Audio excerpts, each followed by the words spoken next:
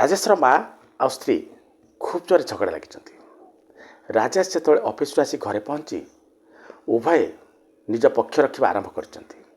ପ୍ରଥମେ ମା କହିଛନ୍ତି ଯେ ତୋ ସ୍ତ୍ରୀକୁ ସମ୍ଭାଳ, ତାର କଥାବାର୍ତ୍ତା ବ୍ୟବହାର ମୋତେ ଠିକ୍ ଲାଗୁନାହିଁ। ମୁଁ ଆ ସହିତ ଚଳିବା ଏକରକମ ଅସମ୍ଭବ ଅଟେ। ଏ ସମୟରେ ରାଜେଶର ସ୍ତ୍ରୀ କହିଛନ୍ତି ତୁମ ମା ବୁଢ଼ୀ ହେଲେଣି, ତାଙ୍କୁ ସଂସ୍କାର ଜଣା ନାହିଁ, କାହା ସହିତ କେମିତି କଥାବାର୍ତ୍ତା କରାଯାଏ ମାଲୁମ ନାହିଁ, ତାଙ୍କୁ ନେଇ ଚଳିବା ଏକଦମ ଅସମ୍ଭବ ଅଟେ। ତୁମେ ଡିସାଇଡ଼୍ କର, ମୋର ହେବ ନା ତାଙ୍କର ହେବ। ଆମ ଦୁଇ ଜଣଙ୍କ ଭିତରୁ ଜଣେ ଘରେ ରହିବ, ଆଉ ଜଣେ ଏଠୁ ଯିବ। ଯିବା ଲୋକଟି କିଏ? ରାଜେଶ କ'ଣ କରିବ? ଦୋଛକିରେ ପଡ଼ିଯାଇଛି, ଅସହାୟ ହୋଇଯାଇଛି। ସାଙ୍ଗେ ସାଙ୍ଗେ ସେ କହିଛି ମୋତେ ମୋ ଘରେ ମୋ ମା ଦରକାର, ଆଉ କେହି ଗଲେ ଯାଉ।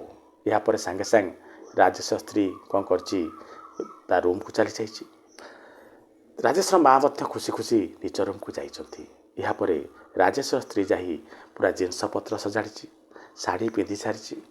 ତାପରେ ରାଜେଶ ପାଖକୁ ଆସି କହିଛି ମୁଁ ଯାଉଛି। ରାଜେଶ ଏମିତି ଅନେଇଛି, କହିଛି ଏ କ'ଣ ଆମର ଭଲ ପାଇବା ଥିଲା? ପ୍ରେମ କ'ଣ ପରୀକ୍ଷା ଚାହେଁ? ତୁମେ ମୋତେ ଛାଡ଼ି ଚାଲିଯିବାକୁ ଚାହୁଁଛ ତ ଯାଅ, ମୁଁ ତୁମକୁ ମନା କରିବି ନାହିଁ। କିନ୍ତୁ ଗୋଟେ କଥା ମୁଁ ତୁମକୁ କହିବାକୁ ଚାହୁଁଛି, ତୁମେ ମଧ୍ୟ ଗୋଟେ ପୁଅ ଆଉ ଗୋଟେ ଝିଅ ଜନ୍ମ କରିଛ। ଯଦି ତୁମ ପୁଅ ତୁମକୁ କୌଣସି ହାଲତରେ ତା ଘରୁ ବାହାର କରିଦେଇଥାନ୍ତା, ତା ସ୍ତ୍ରୀ କଥାରେ ପଡ଼ି ତୁମକୁ କେମିତି ଲାଗନ୍ତା? ତୁମେ ବଞ୍ଚିପାରିବ ତ? ଥରେ ଚିନ୍ତା କରି ଦେଖ। ଏହାପରେ ସ୍ତ୍ରୀଟି ଭାବିଛି, ସାଙ୍ଗେ ସାଙ୍ଗେ କହିଛି ନା, ଏହା ବଞ୍ଚିବା ଅସମ୍ଭବ ଅଟେ। ରାଜେଶ କହିଛି ତାହେଲେ ମୋତେ କୁହ, ମୋ ମାଆକୁ ତୁମ କଥାରେ କେମିତି ବିଦା କରିଦେଇଥାନ୍ତି? ମା ଛଡ଼ା ମୋର ଏ ଦୁନିଆରେ ଆଉ କିଏ ଅଛି? ମା ମୋତେ ଏତେ ଭଲ ପାଏ, ପିଲାଟି ଦିନୁ ଏତେ ସୁନ୍ଦର ଭାବରେ ମୋତେ ବଢ଼େଇଛି, ତା ଋଣ ମୋ ଉପରେ ଅଛି।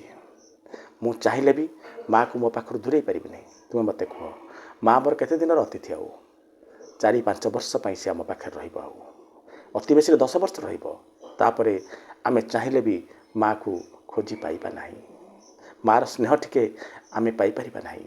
ତୁମେ ଜାଣିଛ ସେଦିନ ତୁମେ ଯେଉଁ ପଡ଼ିଯାଇଥିଲ, ମା ତା ଶାଢ଼ୀ ଚିରି ତୁମ କ୍ଷତ ସ୍ଥାନରେ ବାନ୍ଧି ଦେଇଥିଲା ନା? ସେ କଥାକୁ ଭୁଲିଗଲ? ଏଥିରେ କଥା ତୁମକୁ ଦେଖାଗଲା? ତାର ଭଲ ପାଇବାକୁ ମଧ୍ୟ ଦେଖ। ବୟସ ହେଲାଣି, କ'ଣ ଟିକେ କହିଦେଉଛି, ଆମକୁ ଆଡ଼ଜଷ୍ଟ କରିବାକୁ ପଡ଼ିବ। ଏହା କହିଲା କ୍ଷଣି ରାଜେଶ ସ୍ତ୍ରୀ ଭେଁ ଭେଁ ହୋଇ କାନ୍ଦିଛି। ସିଧା ଶାଶୁଙ୍କ ପାଖକୁ ଯାଇଛି, କ୍ଷମା ମାଗିଛି ଏବଂ ସେହିଦିନ ଠାରୁ ତାଙ୍କ ପରିବାର ବହୁତ ଭଲରେ ଚଳିଛି। ରହୁଛି, ନମସ୍କାର।